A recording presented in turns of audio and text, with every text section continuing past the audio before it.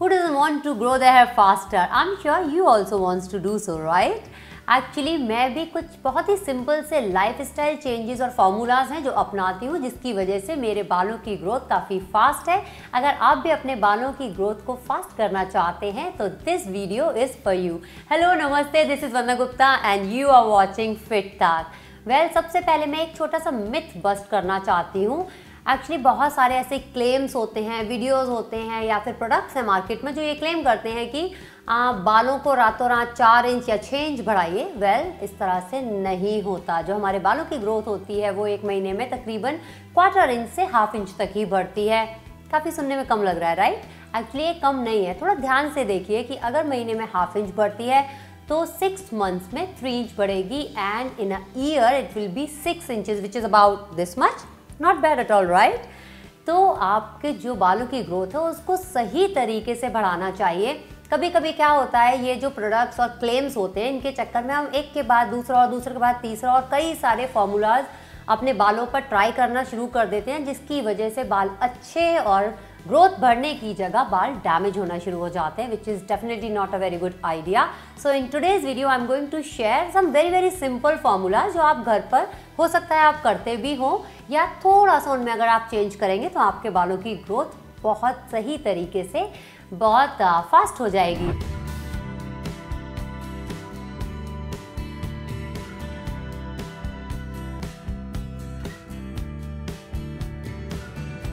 तो चलिए शुरुआत करते हैं, लेकिन इससे पहले कि मैं शुरुआत करूं, follow, like and subscribe to Fit Talk so that you will never miss on our latest video. चलिए शुरुआत करते हैं सबसे पहली और बहुत इंपॉर्टेंट चीज़ से, क्योंकि आपकी हेल्थ मैटर करती है बहुत ज़्यादा आपके बालों की ग्रोथ पर भी, और ऊपर से प्रोडक्ट लगाने के साथ साथ जो हम खाते हैं वो बहुत ज़्यादा मैटर करता है। यानी आपकी डाइट बेहद मैटर करती है, आपकी इम्यूनिटी बहुत ज़्यादा मैटर करती है। अगर आपकी इम्यूनिटी वीक होगी तो भी आपके बाल बहुत ज़्यादा गिरेंगे और झड़ेंगे। एक्चुअली बालों की ग्रोथ के लिए बहुत ज़रूरी है कि आप एक बैलेंस डाइट लें जिसमें सारे ही न्यूट्रिशन सही मात्रा में हो।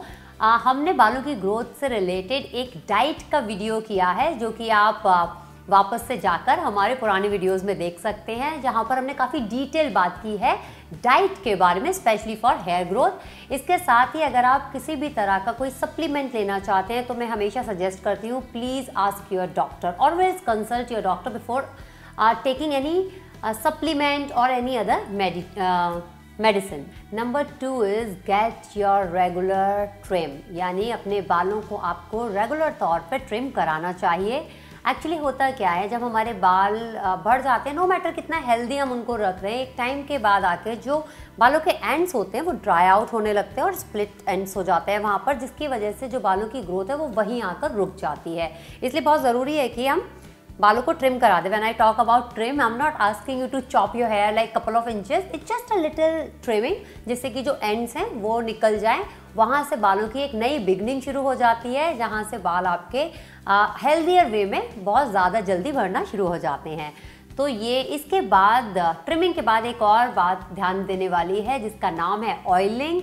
तो ऑयलिंग बहुत ज़्यादा ज़रूरी है आपके बालों के लिए, क्योंकि जब आप बालों को अच्छे से ऑयल करते हैं तो वो बालों के साथ साथ आपके स्कैल्प को भी नरिश करती है, मॉइस्चराइज करती है और आपके जो हेयर फॉलिकल्स हैं उनको स्ट्रॉन्ग बनाने में मदद करती है। तो इसलिए बहुत ज़रूरी है कि आप हेयर ऑयलिंग करें। हेयर ऑयलिंग के लिए भी हमने एक डिटेल वीडियो बनाया है जिसमें हमने बात की है कि किस तरह से अपने लिए राइट हेयर ऑयल चूज़ करें, कौन सा हेयर ऑयल और कितने दिन हफ्ते में लगाना चाहिए और किस तरह उसको वॉश करना चाहिए। तो आप उस वीडियो को देख सकते हैं, वो अभी हमने हाल ही में पोस्ट किया है, सो that you can just go back and watch that video. Oiling के बाद हम बात करेंगे अब शैम्पू की। शैम्पू आपको कम करना चाहिए और एक माइल्ड शैम्पू का इस्तेमाल करना चाहिए। तो सबसे पहले मैं बात करती हूँ कि कम इस्तेमाल क्यों करना चाहिए। जब आप बहुत ज़्यादा शैम्पू का इस्तेमाल करते हैं तो जो आपके बालों का नेचुरल ऑयल है वो स्ट्रिप ऑफ हो जाता है आपके बालों से, आपके स्कैल्प से, और आपके बाल ड्राई होकर टूटने लगते हैं, बीच में से टूट जाते हैं और ज़्यादा झड़ने लगते हैं, हेयर फॉल बढ़ जाता है।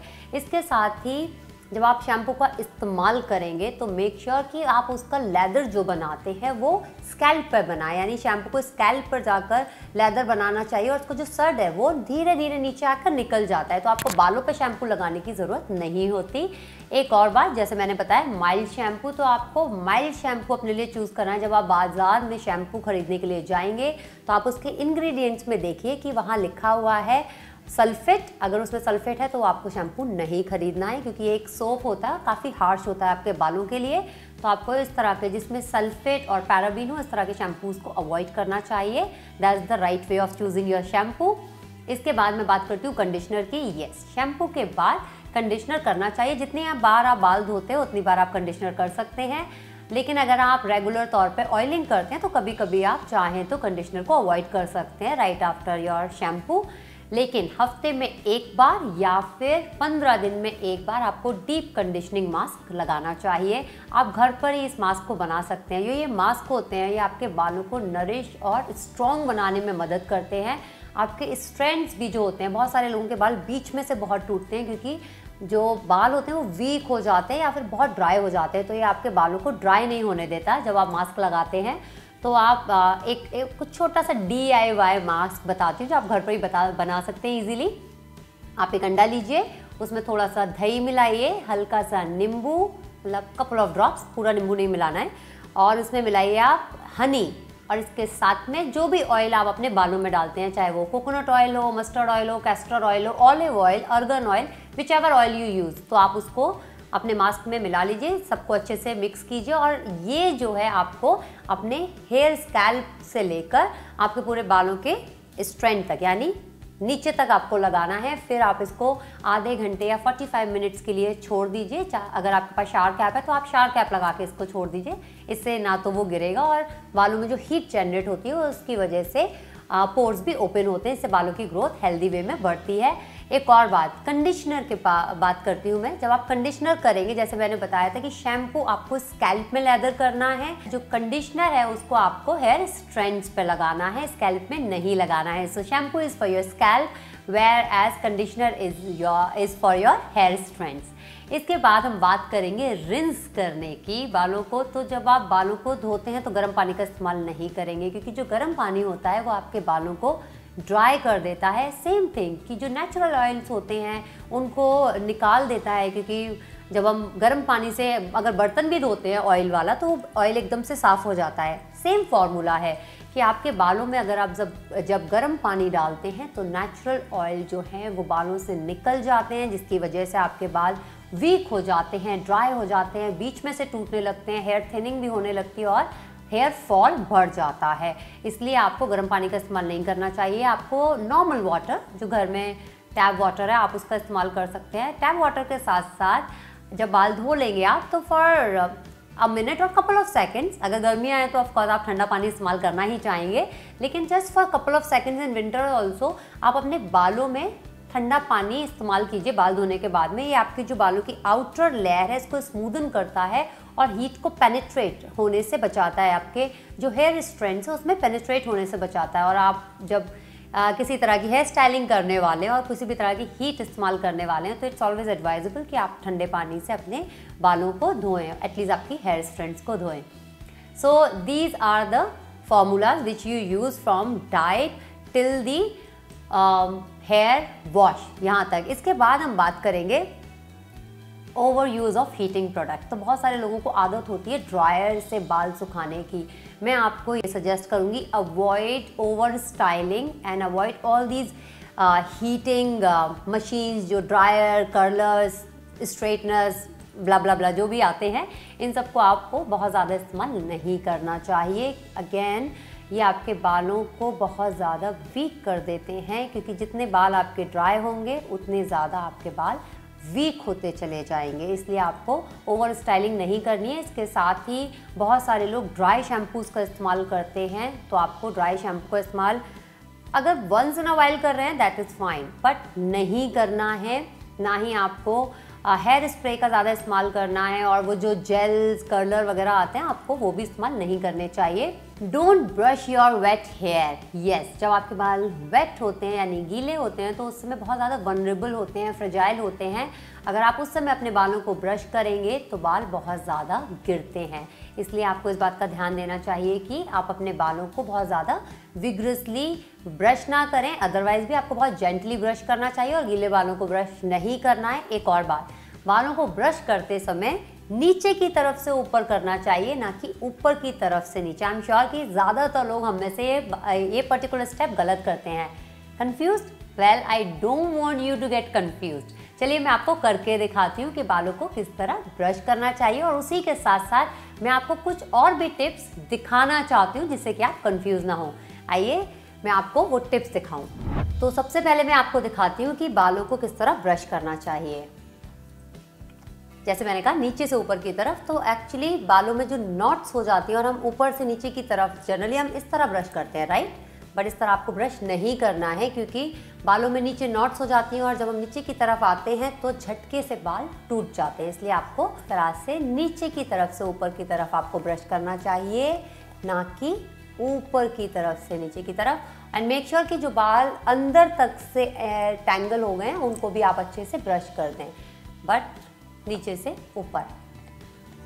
After this my second tip is, जो आप टॉवल यूज़ करते हैं उससे रिलेटेड है, तो मैं आपको 2 टॉवल दिखाने वाली हूँ।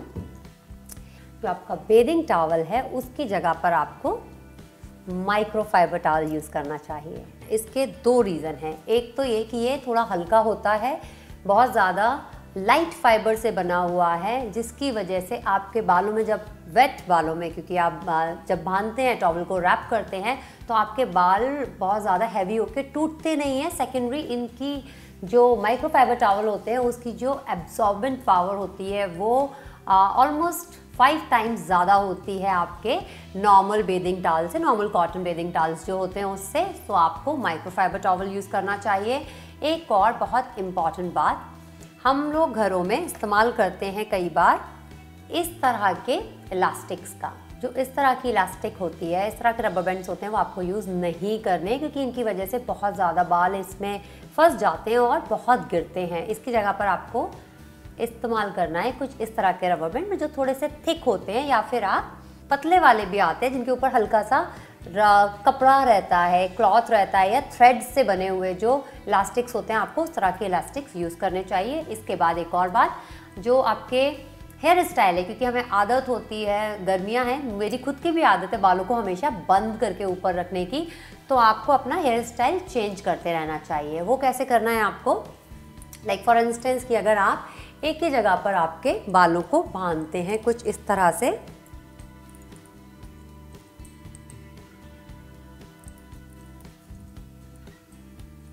इस तरह से अगर आप एक ही जगह पर बन बनाते हैं और यही जगह है यहाँ पर हम पोनीटेल भी बनाते हैं, जिसकी वजह से हमारे बाल टूटकर गिरने लगते हैं, क्योंकि यहाँ बहुत ज़्यादा लगातार एक ही जगह पर बनाते रहने से टेंशन बहुत बिल्टअप हो जाती है। हमारे बाल आगे से भी खिंचते हैं और यहाँ पर भी टेंशन बिल्टअप होने की वजह से बाल गिर जाते हैं। तो आपको, अगर आप यहाँ पोनीटेल बनाते हैं या बन बनाते हैं, तो आपको करना क्या है, इन बालों को, अपनी हेयर स्टाइल को चेंज करते रहना है। जैसे कि कभी आपने लो पोनी बना लिया इस तरह से, या फिर आपने कभी जस्ट ब्रेड, क्योंकि मैं बहुत बनाती हूँ अपने बालों से ब्रेड। और आपको इस बात का ध्यान रखना है कि आपके जो बाल हों उनको टाइटली आपको बांधना नहीं है।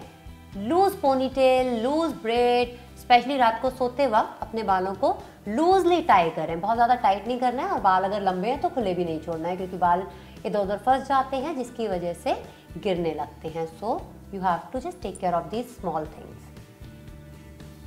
और आपको अपने बालों को बहुत ज़्यादा कस के नहीं बांधना चाहिए, क्योंकि सेम थिंग, आपके बालों में टेंशन बिल्टअप होगी और बाल टूटकर गिरने लगेंगे।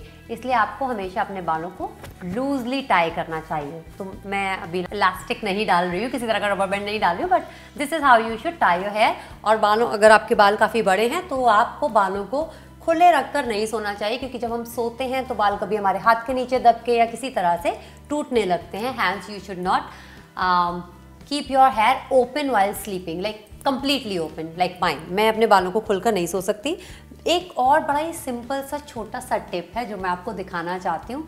सोने से पहले आपको करना है, उसमें करना क्या है, आपको आपके जो बाल हैं उनको इस तरह से नीचे करना है और सोने से अपने जो फिंगर टिप्स हैं उनसे अपने बालों में स्कैल्प पे मसाज करनी है और बालों को धीरे धीरे उंगलियों से ब्रश करना है। आप चाहें तो ब्रश का भी इस्तेमाल कर सकते हैं, that's completely alright. So this is how you should use your finger tips on your scalp. अगर आप इस तरह से नहीं देख पाए तो मैं आपको सीधे दिखा देती हूँ, बट आपको करना वही है, अपने सर को थोड़ा नीचे हैंग करना है। आप खड़े होकर भी कर सकते हैं इसको, मैं खड़े होकर ही करती हूँ, अभी मैं आपसे सिर्फ बैठकर बात कर रही हूँ। अब इन सारे टिप्स के साथ साथ एक और छोटा सा टिप मैं आपको देना चाहती हूँ, एक्चुअली वो बहुत ज़्यादा इसेंशियल भी है और मैं काफ़ी रिलीजियसली इसको फॉलो करती हूँ। वो है कुछ योगासन, जैसे कि अगर आप योगा डेली फॉलो करते हैं और प्राणायाम भी करते हैं तो आपकी बॉडी में ऑफकोर्स ऑक्सीजन भी ज़्यादा होती है। और कुछ ऐसे पर्टिकुलर योगासन हैं जिनके करने से आपका ब्लड फ्लो आपके सर की तरफ ज़्यादा होता है, तो वो आपके बालों के साथ साथ आपकी स्किन और आईज़ के लिए भी बहुत अच्छे होते हैं, specially forward fold, standing forward folds and the इन्वर्जन्स। तो जैसे कि पादहस्तासन, अधोमुख स्वानासन, शीर्षासन अगर आप कर सकते हैं तो वो भी बहुत अच्छा है। अगर आप नहीं भी कर सकते हैं तो आप सर्वांगासन प्रैक्टिस कर सकते हैं, उष्ट्रासन, शशांगासन एंड बालासन। इस तरह के आसन बहुत ही अच्छे आसन हैं आपकी हेयर ग्रोथ को हेल्दी वे में फास्ट करने के लिए। तो आई एम श्योर दैट ये वीडियो जो है वो काफ़ी सारे लोगों को बहुत हेल्प करने वाला है। और अगर आपको ये वीडियो पसंद आया हो तो हमें प्लीज़ कमेंट में बताइए कि आपको इस वीडियो में क्या क्या और पसंद आया और ये कितना आपके लिए हेल्पफुल रहा। और इसी तरह के इंटरेस्टिंग वीडियोज़ देखने के लिए देखते रहिए फिट तक। नमस्ते।